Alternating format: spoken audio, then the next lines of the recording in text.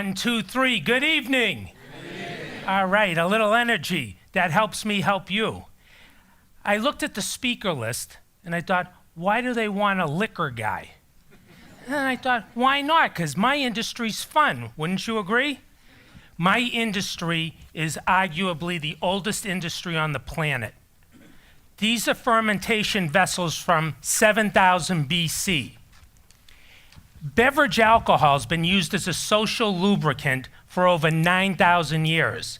And you can see people in France enjoying drinks over food, socializing, because that's what this is about, socializing. These are paintings that are hanging in a museum in France.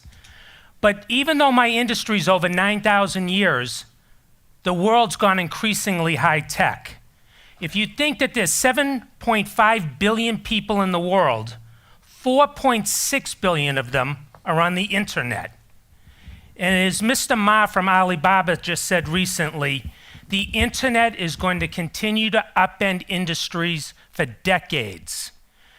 Just think about this year alone, the retail industry has announced the closing of 2,800 retail shops.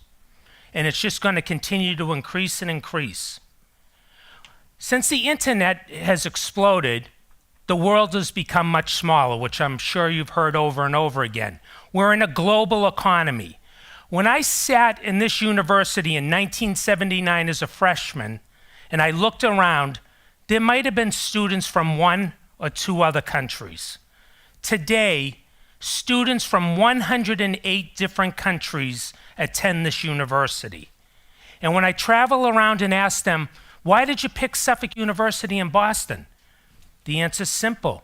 They went surfing on the net, found Boston, and they said, I want to go there. It looks like a cool place to be. In addition to that, we have 54 direct nonstop flights to international destinations. Things are changing rapidly. That's why we're the #1 innovation state in America.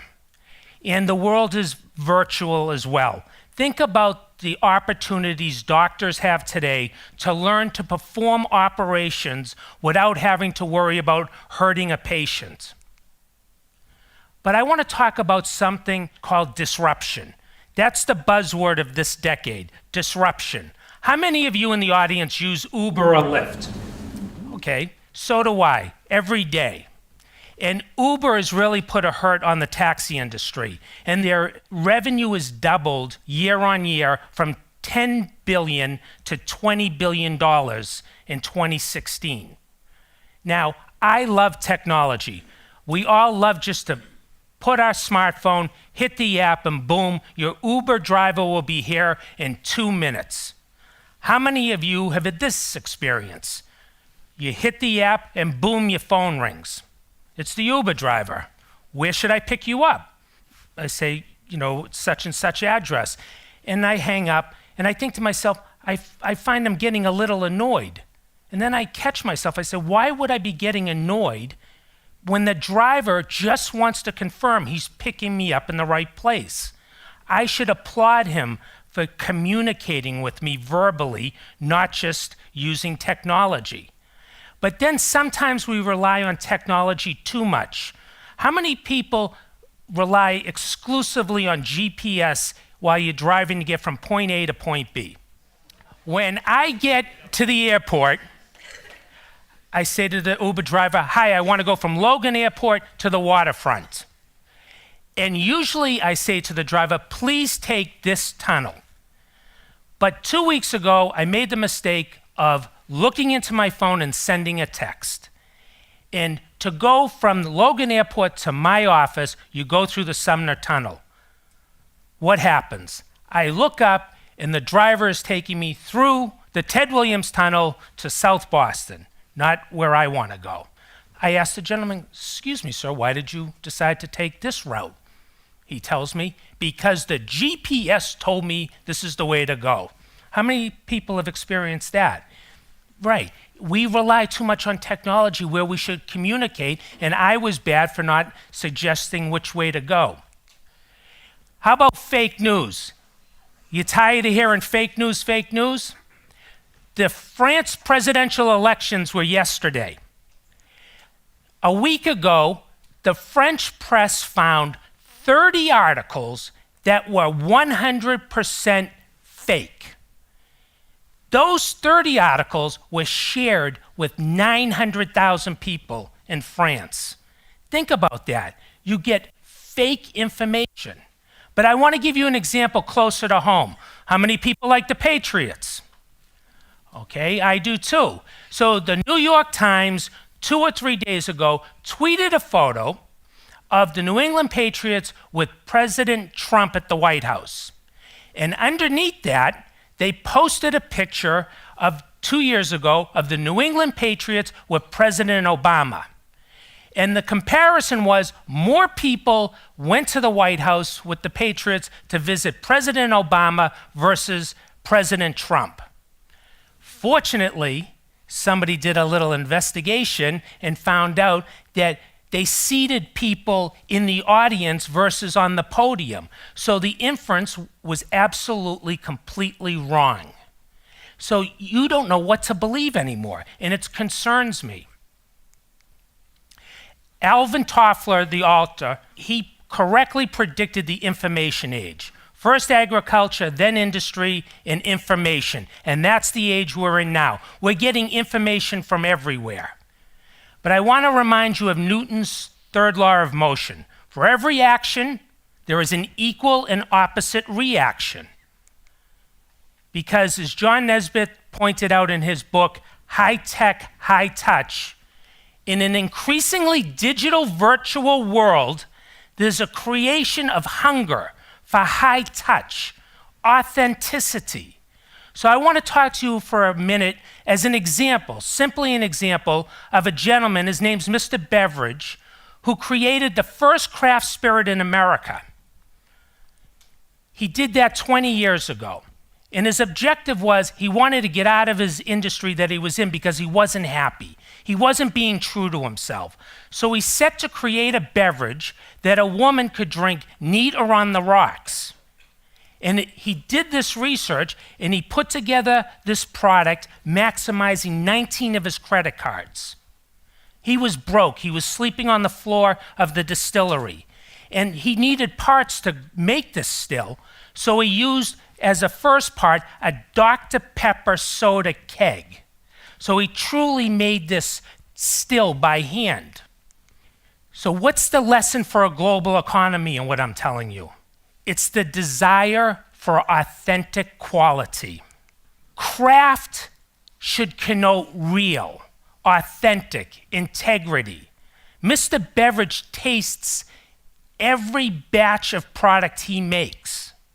And since he started the craft movement, today, 20 years later, there are 800 different craft distillers in the United States of America. And many of those craft distillers are expanding. We have one right here in Boston, Massachusetts, that they relocated the distillery to Roxbury so that consumers can come in and have an experience with the product. They can taste it, see how it's made. If you like it, you can purchase it on the premises.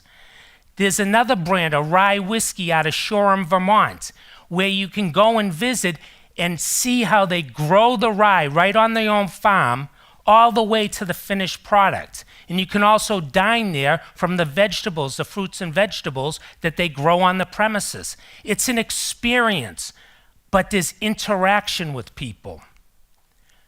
Now, you're probably saying to yourself, why is this gentleman showing us a picture of dogs? Well, the picture of dogs is very important. When I first went to visit Mr. Beveridge, I was sitting in a conference room, and the next thing I knew, there were a couple of dogs sniffing at my feet.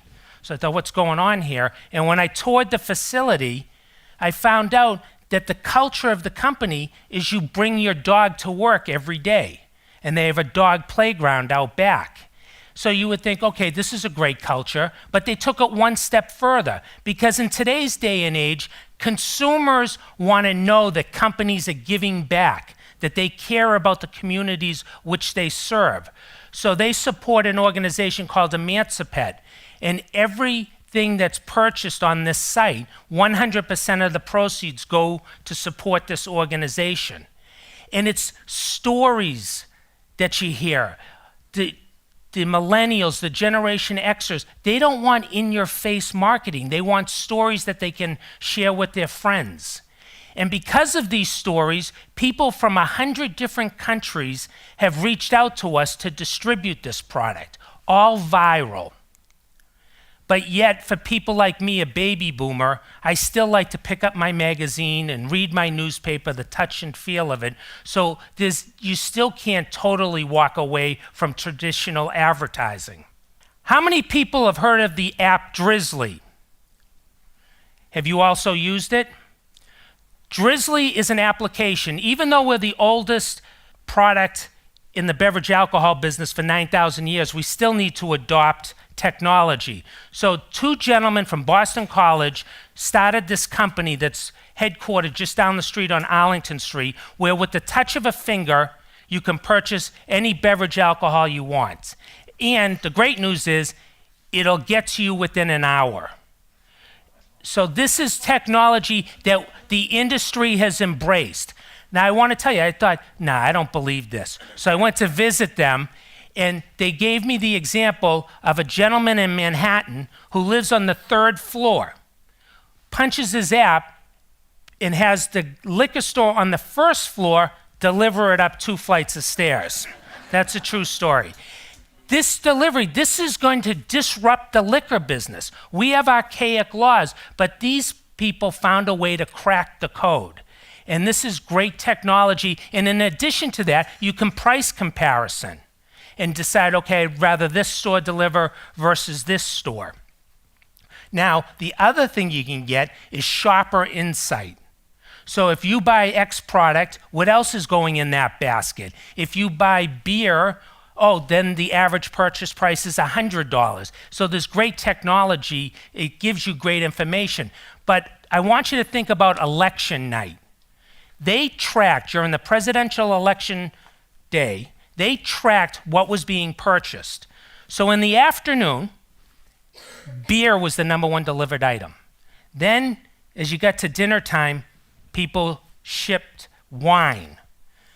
Then, holy mackerel, when the results were coming in, they were ordering whiskey, rum, gin. It was truly amazing. How many of you like to travel? How many of you like to spend money on entertainment? I do too. We're in the hospitality business. How many of you like to shop in duty-free outlets? Hardly anybody. Why don't you like to shop in duty-free? Because your parents shop there. Doesn't have the right assortment. The 3rd biggest reason you don't like to shop in duty-free is you're not allowed to take selfies.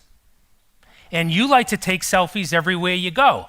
So this is a technology and platform where it's going to encourage millennials or attract millennials to come into duty-free shops.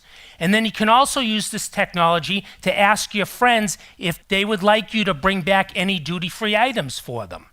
So technology is the way of the future, but we still need to communicate. Here's a consumer that wants to share with all his friends on Facebook that he's drinking a beverage out of a coconut. And social media is great, provided the content that you're feeding your consumer they want to engage with. So the dog story has resonated, as you can see the growth numbers here. Now, building a global brand and creating stories, there's a great opportunity to use airplanes. Being in the beverage business, if I can get my product on an airplane, I have a captive audience, high touch. You can interact with the brand, because I'm very happy about this. Not every plane has internet yet, so at least I have some downtime. And I can still pick up the magazine out of the seat pocket and read about what products are being offered. So for example, the first time I ever tried Starbucks coffee was on United Airlines, because at the time, that was the exclusive coffee they served. And then a consumer tweeted out this photo, which, think about the money it would cost to reach all these consumers. But thankfully, this consumer used social media to spread the word. So I started out telling you about Newton's third law of motion. High-tech global economy equals high-touch opportunity. So I want to leave you with this thought. When you go out, there's no greater opportunity than socializing, talking to your friends. I love going and sitting at a bar and engaging the bartender because I can learn more from them about what are the trends in the industry, what are people mixing brands with. So I challenge you to stop looking at your smartphones all the time, look up, have a conversation walking down the street. I jog by here every morning, and I bet you I've zigzagged through half of you because you're all looking at your phones. Look up, say, "Hi, John," next time you see me, please. And if you see me in a bar and restaurant, come up, shake my hand, and you know what I'll do? I'll buy you a drink. Thanks very much for your time and attention.